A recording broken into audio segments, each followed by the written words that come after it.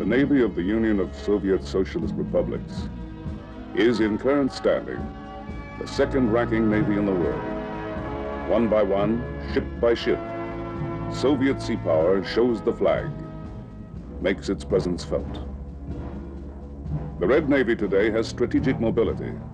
It moves ships great distances from home ports and transfers them freely between the Baltic, the Arctic, the Black Sea, and throughout the Mediterranean. The Russian system of interconnecting internal waterways permits the transfer of submarines, destroyers, and small ships between the Northern Fleet, the Baltic Fleet, the Caspian Flotilla, and the Black Sea Fleet. The Northern Sea Route provides even more mobility during late summer and fall. The Northern Fleet, based on the Murman coast, is the primary Soviet fleet. Its ships and submarines cruise the Arctic and the entire Atlantic. Aircraft from this northern region can fly as far as Havana and have been seen on reconnaissance flights near Newfoundland. The Soviet Pacific Ocean Fleet operates from a system of bases from the polar regions down through the Kurils to Vladivostok. The rise of the Russian Navy parallels the emergence of the Soviet Union as a strong competitor for world markets. The rapid expansion of her sea power has enabled Russia to project her national interests around the world.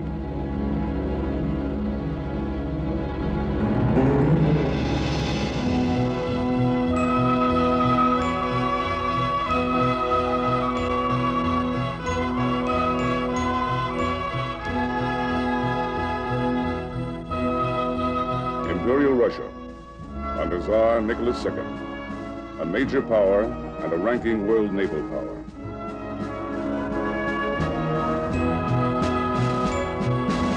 Imperial Russia boasts two main fleets, the Baltic Fleet in the west. In the south, the Black Sea Fleet and Caspian Flotilla. In the east, the Amur River and Siberian flotillas. In the Imperial Fleet of World War I, the Tsar can count some 11 dreadnoughts, 12 battleships, 22 cruisers, and at least 56 submarines.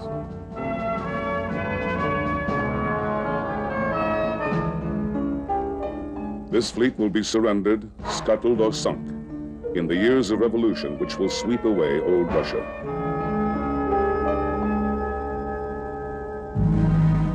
The royal family, the Tsar, Tsarina, Crown Prince, and 4 royal princesses. Princess Anastasia, a young girl, roller skating on the deck of the royal yacht.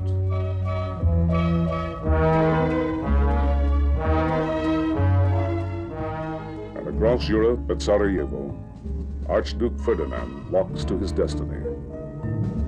And Europe is at war.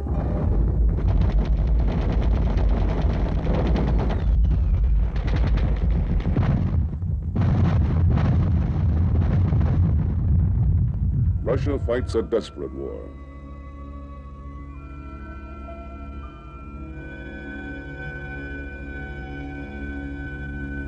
In the south, the Black Sea Fleet mounts a successful amphibious assault against the Turks.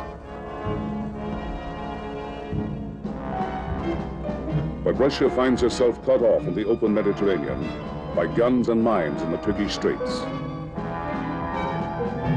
The war is unpopular at home. Leadership at home and on the battlefield is inept. Russia suffers more wounded, missing, and dead than any other combatant.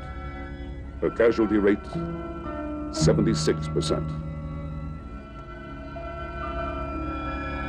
The October Revolution, 1917, highlighted by a Navy revolt. The sailors at Kronstadt Naval Base march on the Winter Palace. In this Soviet film version, the cruiser Aurora, standing off in the Neva, fires on the palace. The revolution is in motion. And within months, the Tsar and his family are murdered. The revolution becomes a civil war. The battle rages for 3 years across the motherland.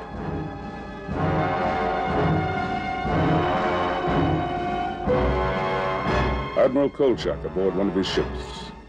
He receives heavy Allied backing as he leads the White Russian forces in Siberia. He will be defeated and executed by the Bolsheviks.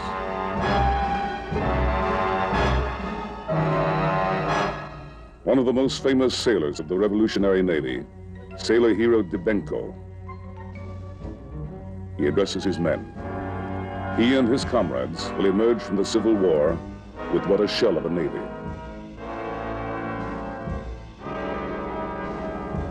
In the Black Sea, a Russian battleship is torpedoed and sunk by a Russian destroyer.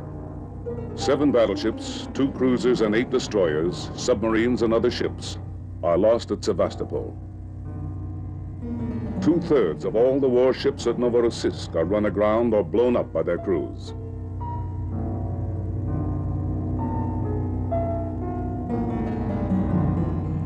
Of the once proud Baltic fleet, only a handful of ships survive. But worse days are to come.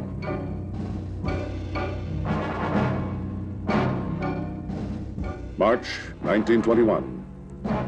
Again at Kronstadt.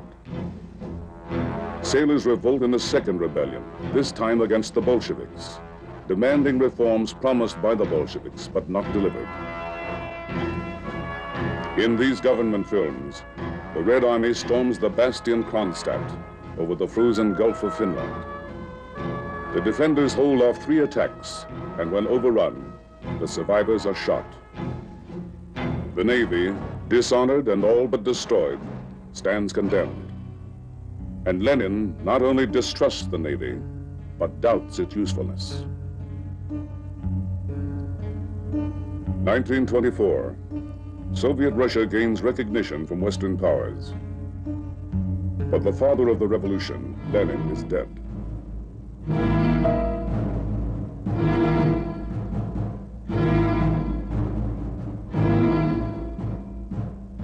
The curtain falls on the first act of the communist experiment.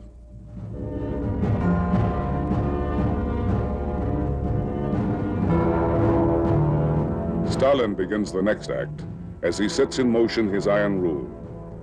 By 1927, 2 reconditioned Tsarist battleships operate in the Baltic. A small defensive navy begins to emerge.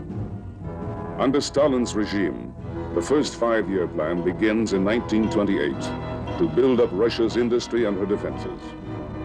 The Navy receives low priority. Its first new ships are destroyers, torpedo boats, submarines, and cruisers for defense of the homeland. Battleships and aircraft carriers will have to wait for later years. Aircraft construction and parachute training are a part of the new military buildup. It becomes a public sport as well.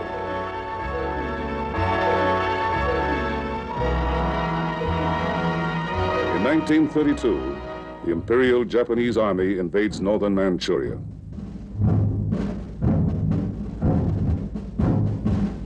Stalin orders the buildup of a Pacific Ocean fleet. 1933, the start of the second 5-year plan. The Soviet Union emphasizes construction of a submarine fleet aimed at becoming the largest undersea force in the world within 5 years. The Stalin White Sea-Baltic Canal is completed, and Stalin is aboard the flagship of the new Northern Flotilla on the first trip from Leningrad to Murmansk. For the first time, the canal offers Russia an exit from the Baltic to the White Sea and to the North Atlantic, free of foreign control. I am very happy today because one of the hopes which I cherished for 16 years has been realized. And I believe sincerely that the most impelling motive that has lain behind the conversations which were successfully concluded yesterday between Russia and the United States was the desire of both countries for peace, the desire for the strengthening of the peaceful purpose of the civilized world. With new naval bases in the Arctic and Pacific, the 17th Party Congress calls for an all-out warship building program as part of the third five-year plan. 3 former Czarist battleships are modernized and fitted with larger caliber main guns. The construction of 6 heavy cruisers is ordered. But old suspicions from Kronstadt still persist. Commanding officers of Imperial Navy background are particularly pressured to conform to communist doctrine. The commissar, an officer second in rank only to the captain, is aboard each ship to ensure party loyalty. In the 1930s, naval officers regained status and some independence from the commissars. But this is short-lived. The shadow of the Great Purge falls upon the nation and the Navy. The Great Purge, the years of terror. Stalin's enemies, real and imaginary, are executed. Over half of the members of the 17th Party Congress are shot. Hundreds of thousands fall in the bloodbath. And the people, fearful of the truth, must pretend it isn't happening.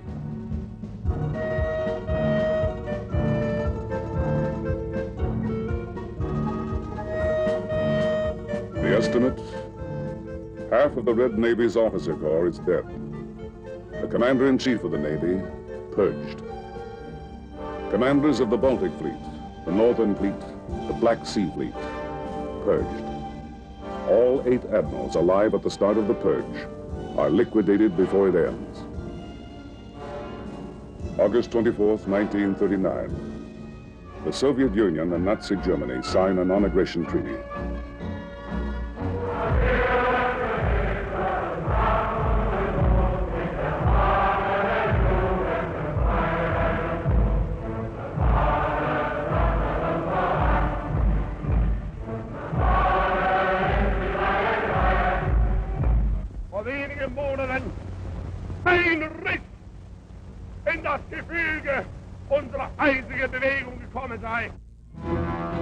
Within a month, Hitler invades Poland.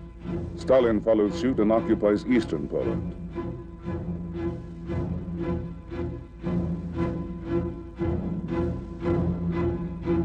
Europe is at war.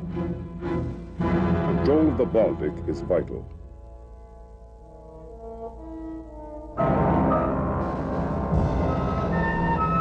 German naval units move on the treaty port of Danzig and take ports in the Polish corridor.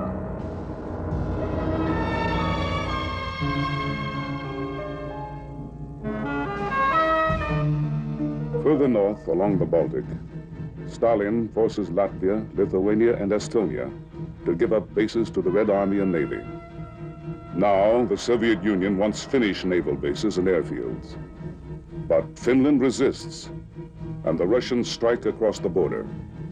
For 105 days, the Finns hold. And then, the end. Overpowered, outgunned, but not outfought, Finland grants Soviet demands. Now, on the brink of Hitler's invasion, 3 five-year plans have seen the keels laid for over 500 warships, including 82 destroyers and 14 cruisers. More than 300 of these ships are already in commission. Pride of the Fleet, however, is the largest submarine force in the world. Over 200 submarines, and almost 100 more under construction. The Naval Air Arm, 2,000 aircraft, but inferior, woefully antiquated. No match for German strength. Anti-aircraft artillery, a dramatic increase in number, but fleet bases are judged vulnerable to air attack. Russian strategists fear the overwhelming strength of the Luftwaffe will imperil fleet operations. June 1940. The Soviet Union occupies all the Baltic states. She also moves on Romania. The lower Danube is now in Russian hands. On the eve of the German attack, Soviet shipyards are busy. 219 ships under construction. Here lie the dreams of the Soviet Navy of the future. Here are hulls of great cruisers and battleships, which will never be completed. Many the Nazis will seize as they slash into Russia.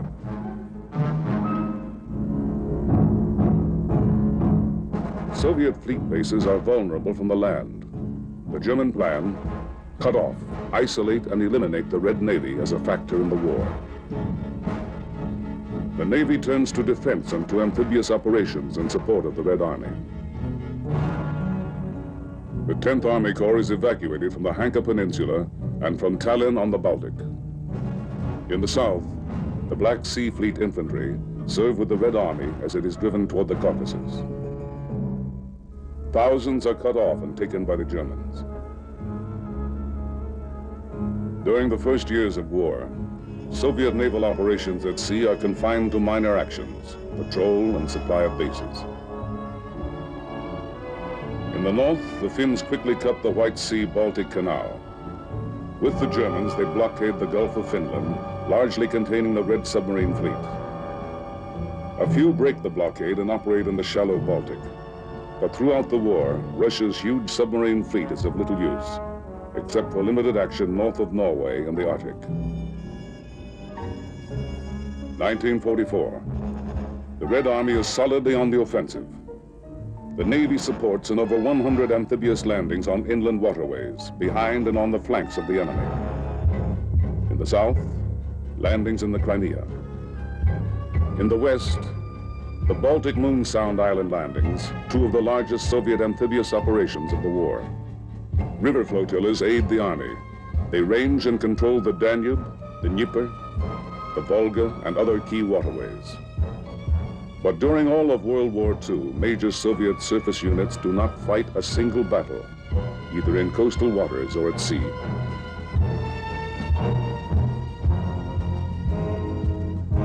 Aircraft account for more than one-half of the enemy ships sunk. Naval aircraft fly over 300,000 sorties and destroy over 5,000 enemy aircraft.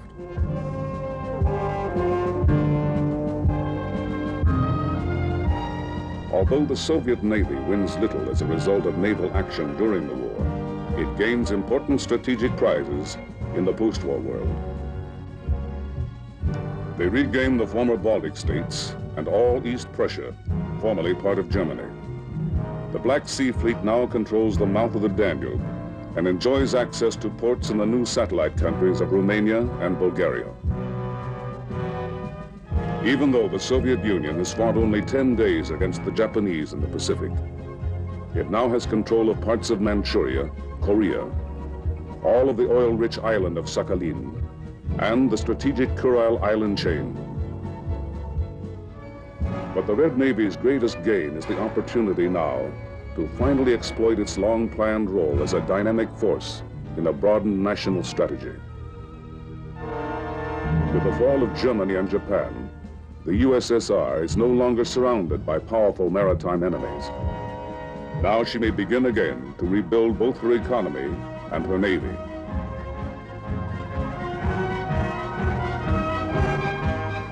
The Soviet Union immediately registers all captive ships. And again, the Soviet Navy must for the time being concentrate on coastal defense, with promise of major warships to wait, but not for long. The post-war Navy places the Soviet naval officer in a special class. A conscious effort is underway to create an elite corps and foster naval tradition even in the cadet corps, usually drawn from officers' families. East European satellites are directed to rebuild shipyards and provide ships for the new Soviet merchant marine and high seas fishing fleet, while Soviet shipyards will concentrate on warship construction. Polish, East German, Bulgarian, Romanian, Yugoslav, and Albanian ports are now available to Soviet ships.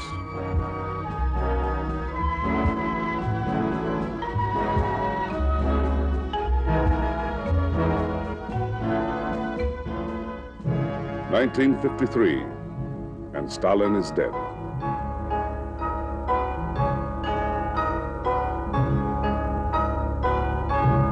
Khrushchev rises to power, and with him come vital decisions as to the level of technology to be employed in the Navy of the future.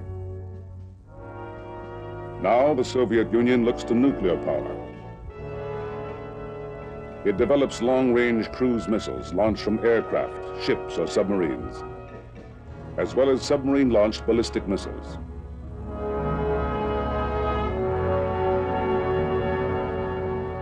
But Soviet sea power progresses in a pattern which recognizes all elements of maritime power. Warships are just one part. What emerges is a collective national force, a balanced modern merchant fleet, oceanographic service, and high seas navy, all under unified government direction. In the early 60s, the Soviet merchant fleet is in 11th place among the fleets of the world. 1965, the merchant fleet of the Soviet Union now ranks in 6th place. 1968, there are now almost 1,400 seagoing merchantmen. The 1980 goal is to more than double the size of the present merchant fleet. Over 80% of this fleet is less than 10 years old, and the Soviet Union is striving to attain the capability of carrying 75% of their trade in ships flying the red flag. These ships call at some 800 ports in 90 countries. To service the world markets for oil, the Russians have over 300 tankers. Western suppliers have been dislodged from their long-established markets by these ships. The Soviet high seas fishing fleet is the most modern in the world. With 4,000 vessels, its catch has more than doubled in the past 10 years. This fishing fleet supplies the needs of a great many emerging African nations: Senegal, Ghana, Nigeria, Congo, Liberia, Sierra Leone, Guinea, and Egypt. Part of this huge state-owned enterprise is stationed in the Atlantic within 100 miles of Boston. Its units operate on station for months at a time. The Soviet oceanographic effort employs over 150 ships and 2,500 scientists and technicians. In the past decade, the Soviet Academy of Sciences has made important gains in Antarctic research. Ice studies and marine life observations are being made in the vast areas of both polar regions. To support the Soviet effort in oceanography, there is an extensive network of marine scientific stations along the vast Soviet coastline. North of Japan, special research attention is given to the Kuril Island chain. To complete this balanced ocean force, the Red Navy under Fleet Admiral Gorshkov is organized in 4 main fleets: the Northern Fleet, the Baltic Fleet, the Black Sea Fleet, and the Pacific Ocean Fleet. To make their ships harder to identify throughout the world, the Soviet Navy makes random changes in the pendant numbers of submarines and ships as they transit freely from home waters. On occasion, numbers are even painted out. Mobility is the key to the present-day Red Fleet. Now, by using ports in client and satellite countries, they have better access to the North Atlantic and Mediterranean than in years past. In the Mediterranean, replenishment anchorages provide logistic support without international obligations. In this replenishment anchorage, 2 Dawn-class tenders support submarines, cruisers, and destroyers. Depending on the season and the political climate, the Soviets have deployed 30 to 50 warships and auxiliaries from the Black Sea and other fleets to the Mediterranean. Today, the Soviet Navy is benefiting from the far-sighted planning of the 50s. Their submarine force is the largest in the world, approximately 350 undersea craft, all built since the end of World War II. About 1 in 7 is nuclear-powered. 35 can fire ICBMs from beneath the sea, and over 40 can fire the cruise missile.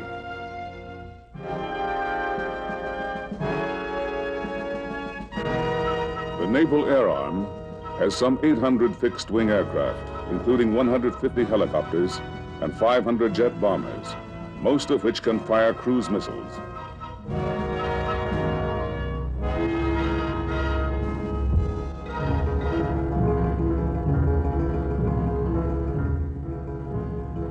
This task force patrolling the Mediterranean reflects the success of the Soviet fleet-building program. A product of the early Khrushchev era is the Kinder-class guided missile cruiser.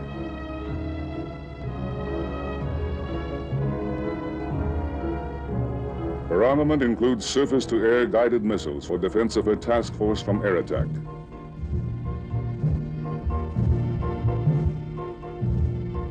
Among 200 destroyer or escort ships in the Red Fleet, 6 or more of this class are operational in 1969. Another new design in the modern Soviet Navy, this Kashin-class guided missile frigate. The largest warship in the world having gas turbine propulsion, she is capable of 35 knots. This is Moskva. She is the largest Soviet Navy ship, armed with guided missiles, guns, torpedoes, and helicopters. Boasting an impressive array of sophisticated electronic sensors, she represents the current high watermark in Russian ship design. Today, Soviet ships can patrol off any coast in the world. They may be oceanographic research ships, merchant vessels, fishing trawlers, submarines, or surface warships. But they are all part of the same maritime force.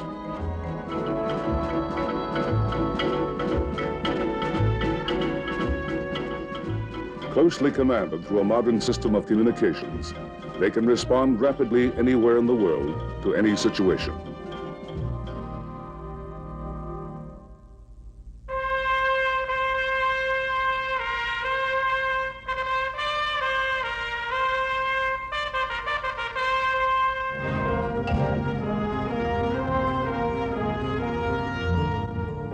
This has been the rise of the Soviet Navy, of Soviet sea power.